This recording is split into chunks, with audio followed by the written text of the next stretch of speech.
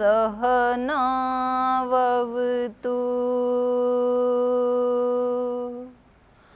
सहनौ भुनक्तु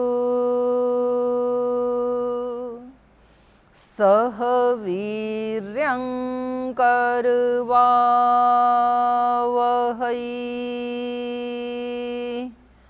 तेजस्विनावधीतमस्तु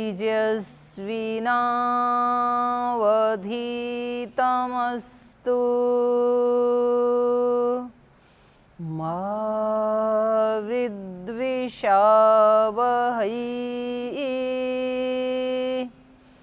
ॐ शान्ति शान्ति शान्तिः।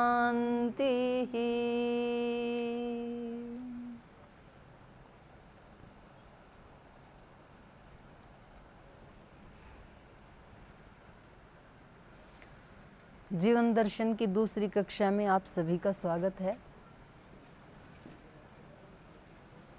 और उस दिन हमने ये चर्चा की थी कि हम कम से कम अपने कर्मों के बारे में थोड़े सजग हों कि जो हम सुबह से शाम तक शरीर से, वाणी से, मन से जो क्रियाएं कर रहे हैं तो उसके प्रति हम जागरूक हों।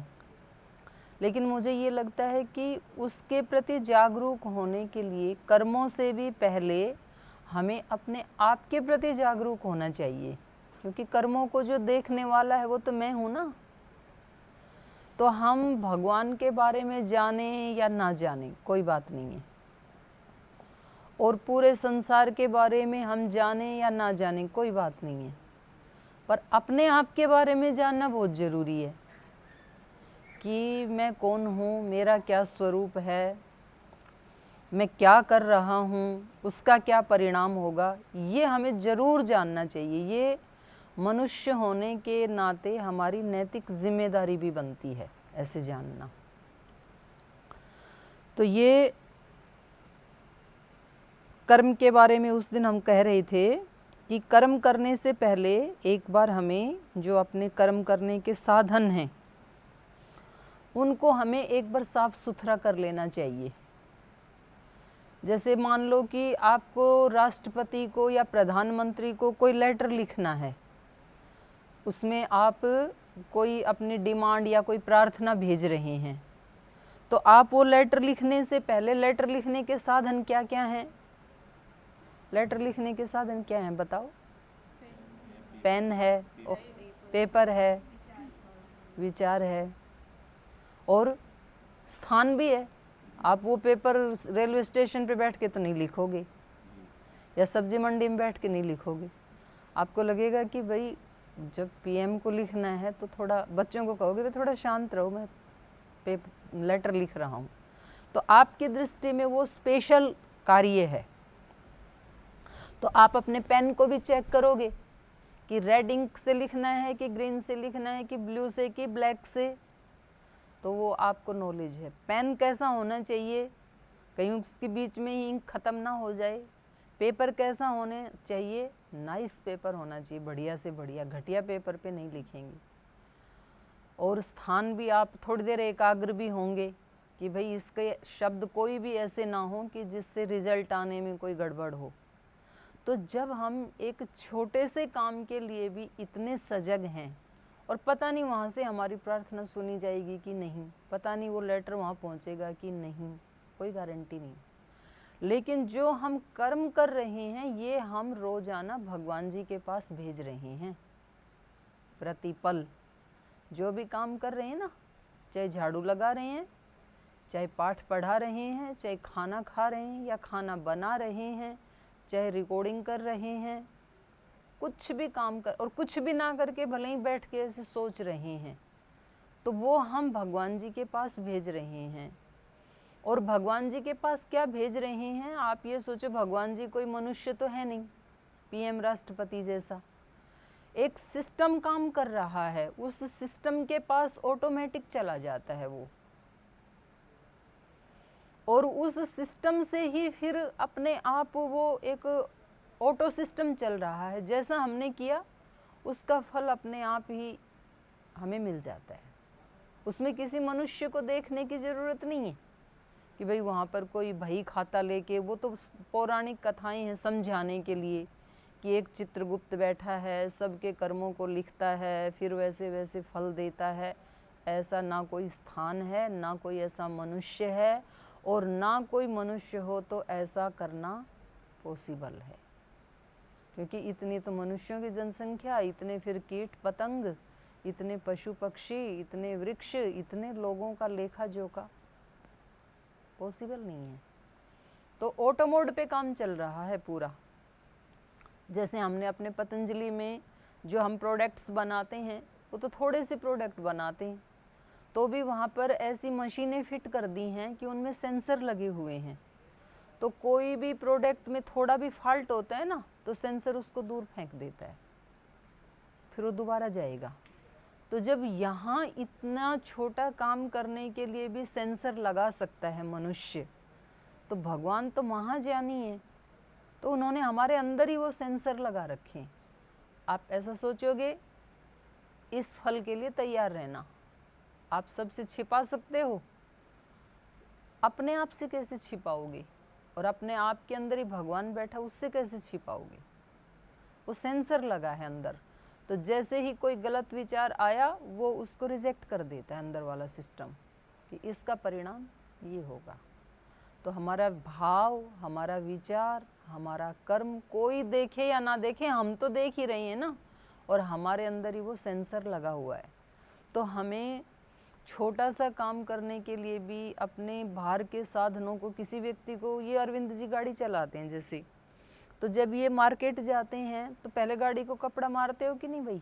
शीशे के ऊपर मारते हैं। अपनी गाड़ी को भी व्यक्ति पोंछता है, अपने स्कूटर बाइक को भी पोंछता है। कोई भी काम करने से पहले अपने साधन को हम ठीक करते हैं।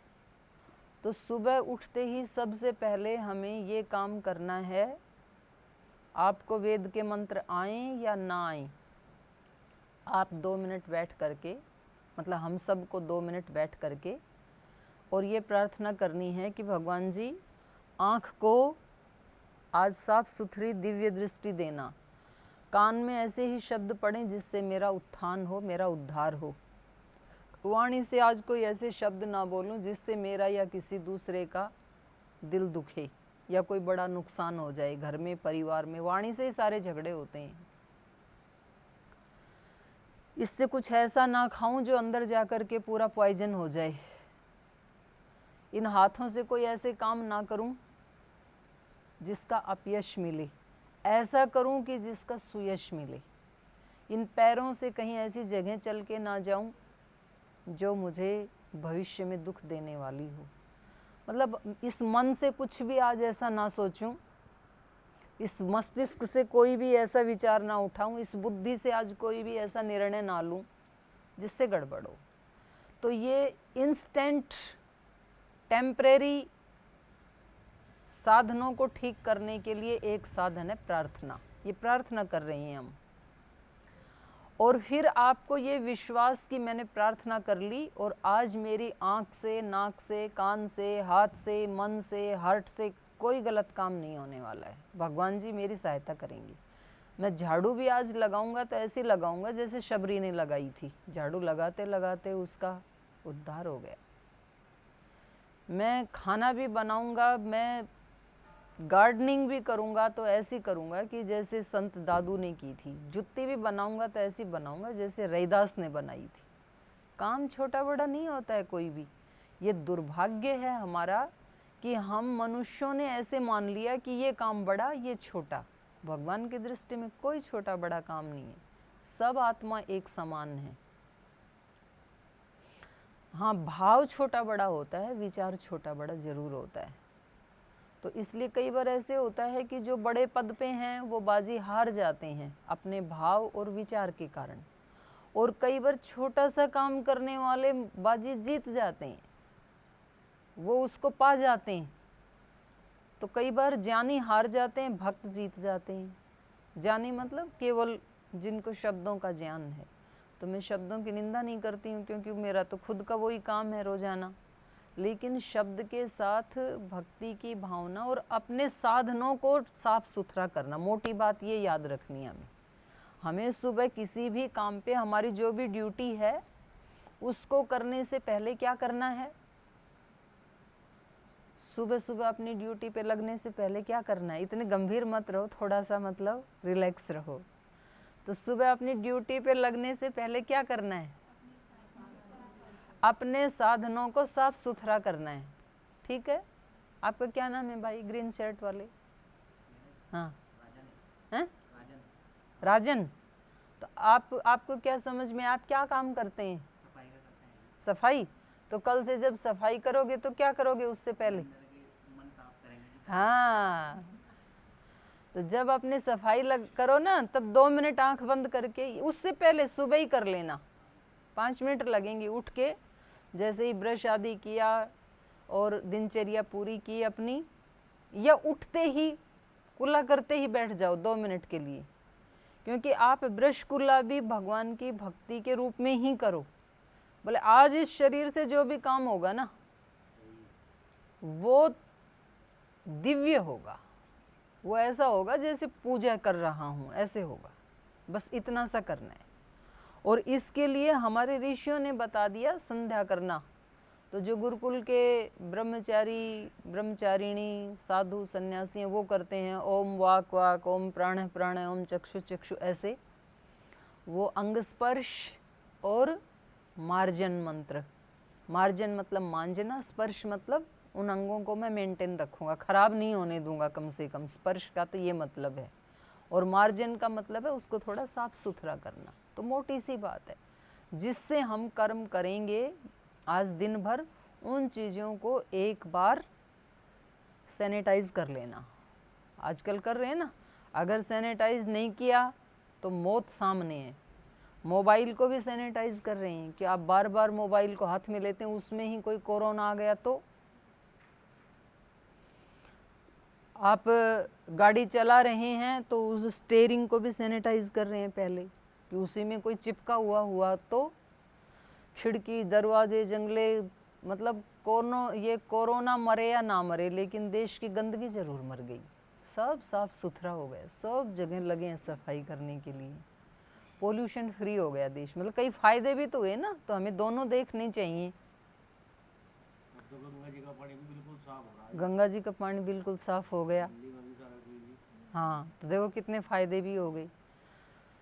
तो ऐसे ही हमें अपने अंगों को सैनिटाइज करना। अगर नहीं किया तो कोरोना से तो पता नहीं मौत होगी कि नहीं होगी, लेकिन बुरे कर्म से, बुरे विचार से और बुरे भाव से कष्ट इतना मिलेगा जो कोरोना से भी नहीं मिलता है, और वो हमें ही भोगना है, किसी दूसरे को नहीं भोगना है।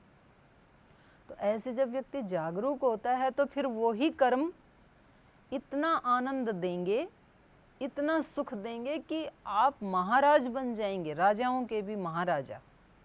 भले ही आपके पास रहने के लिए मकान छोटा हो सकता है, आपके पास पहनने के लिए 20 जोड़ी कपड़े नहीं होंगे, 2 जोड़ी हो सकते हैं, लेकिन आपका जो आनंद है वो उन 20 जोड़ी वालों से 1000 गुना ज़्यादा बढ़िया होगा।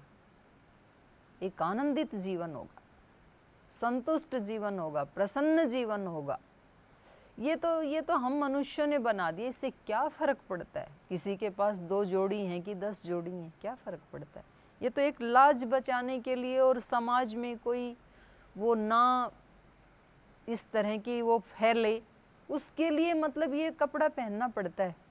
कपड़े में और शरीर में कितनी दूरी है, जितने कपड़े की मोटाई है उतना ही तो चर्म का और हमारा अंतर है।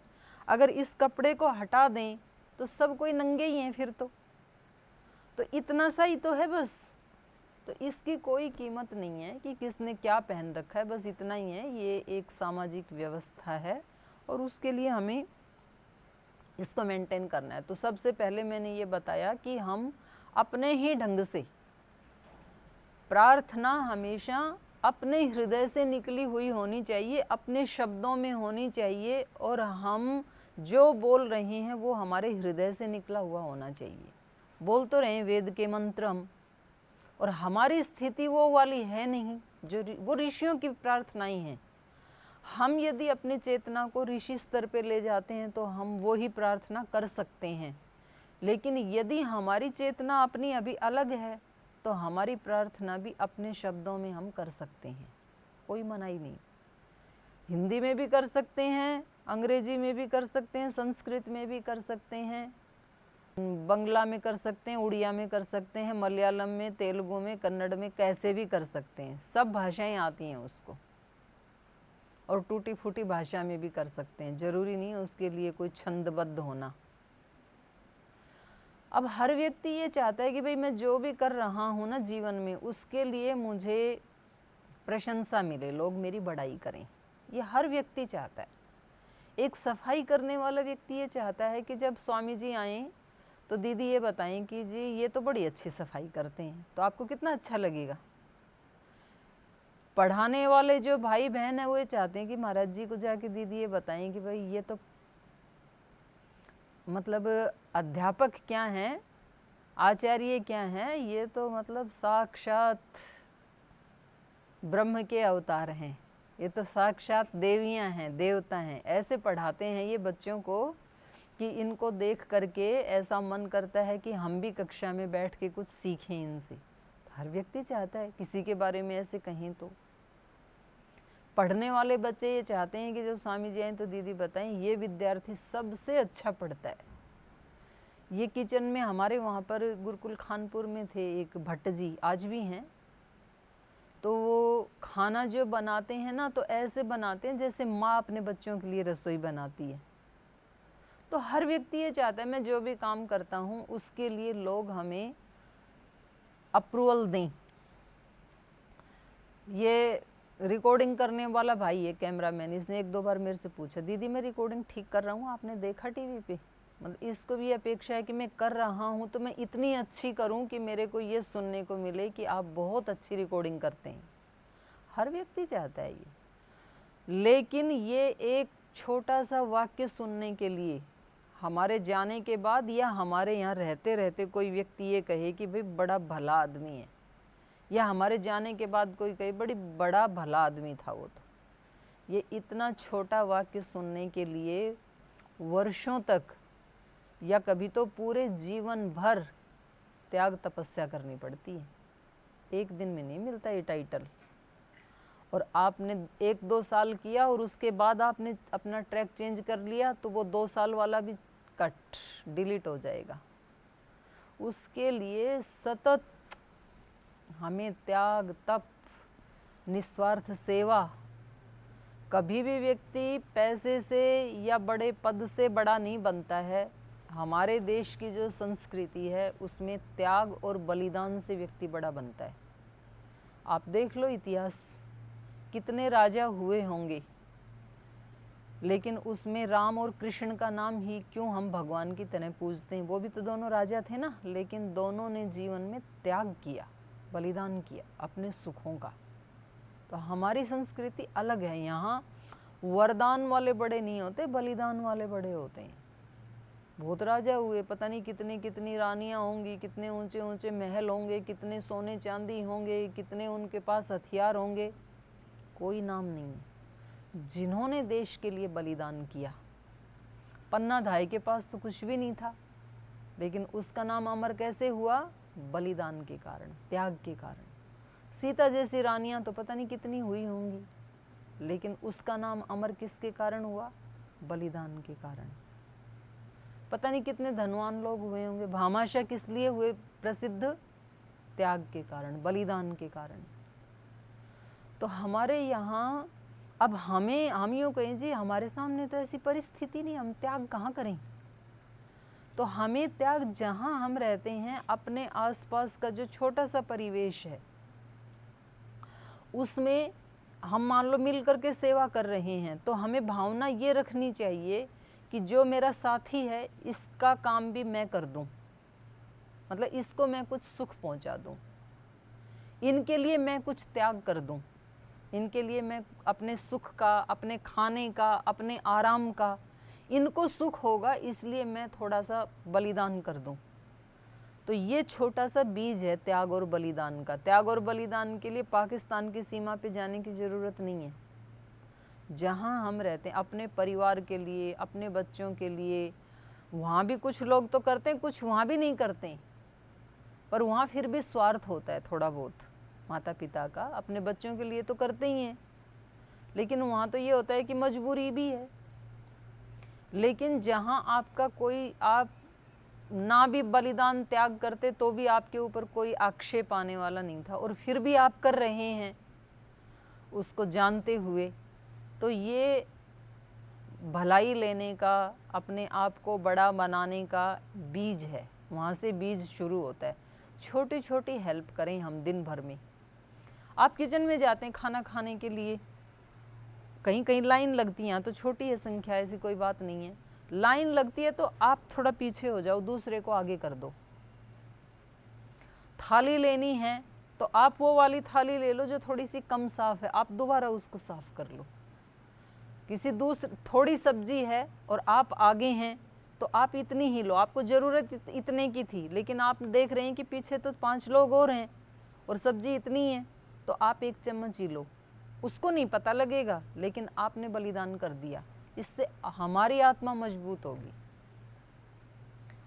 आपकी ड्यूटी ख़त्म हो जाती है 4:30 बजे पढ़ाने की, और आप देख रहे हो कि ये तो मेरा थोड़ा सा काम बच गया और इस बच्चे का उद्धार हो जाएगा, तो भगवान देख रहे हैं ना, उसको साक्षी मान के आप उसको पूरा करो और उसको समर्पित कर दो।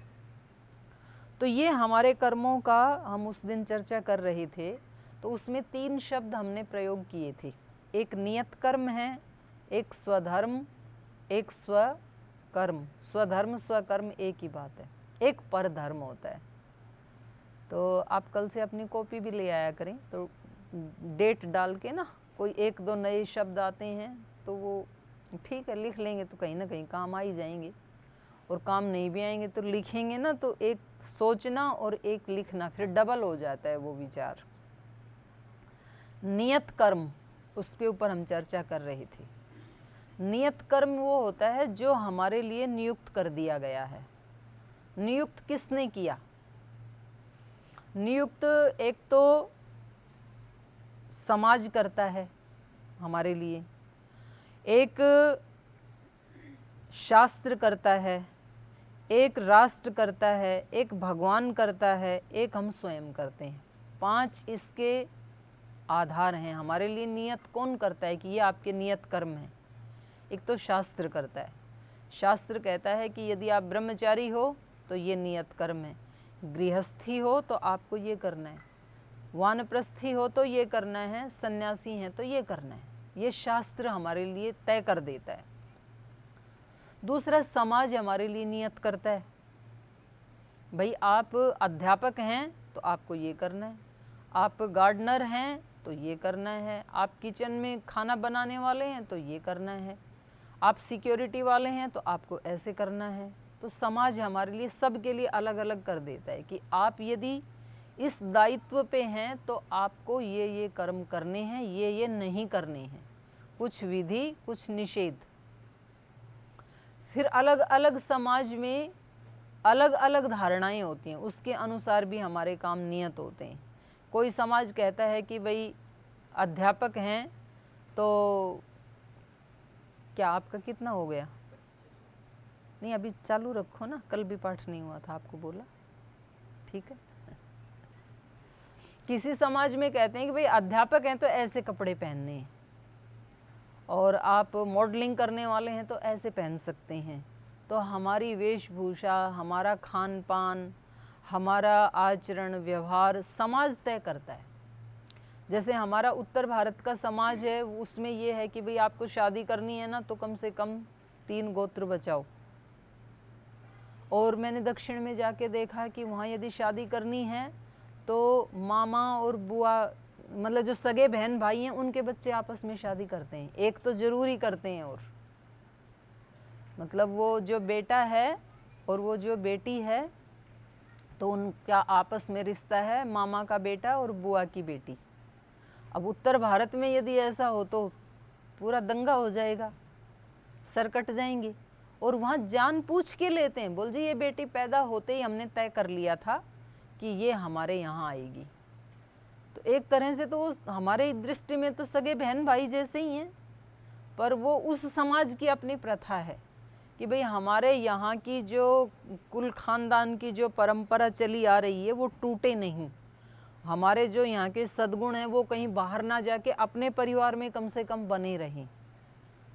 अब उनके अलग हेतु हैं, हमारे हेतु अलग हैं। महर्षि दयानंद ने कह दिया कि 7 गोत्र बचाओ, 7 पीढ़ियों में शादी नहीं होनी चाहिए, दूर देश के लाओ, वो हमारी वैदिक परंपरा है।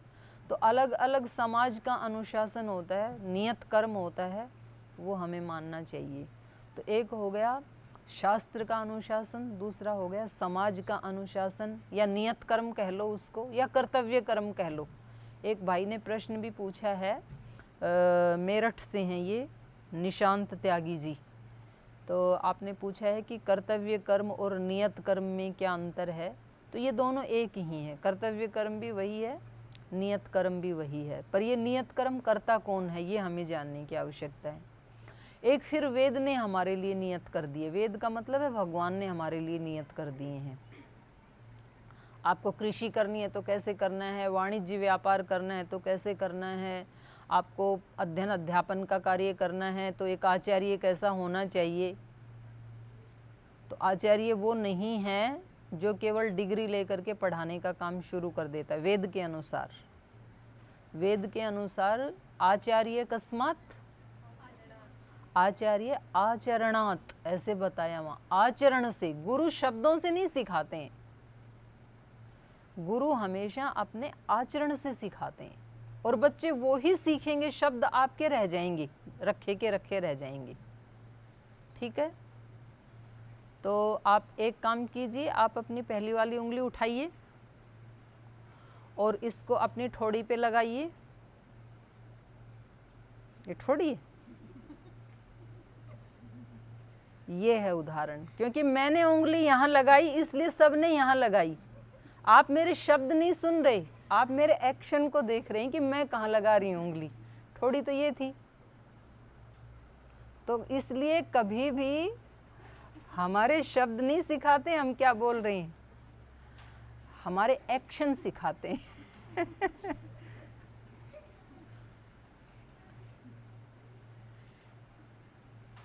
हम क्या सोचते हैं, घर में कैसे रहते हैं, बच्चों के सामने कैसा आचरण करते हैं, आप उनके सामने उनको दिखाएं या ना दिखाएं।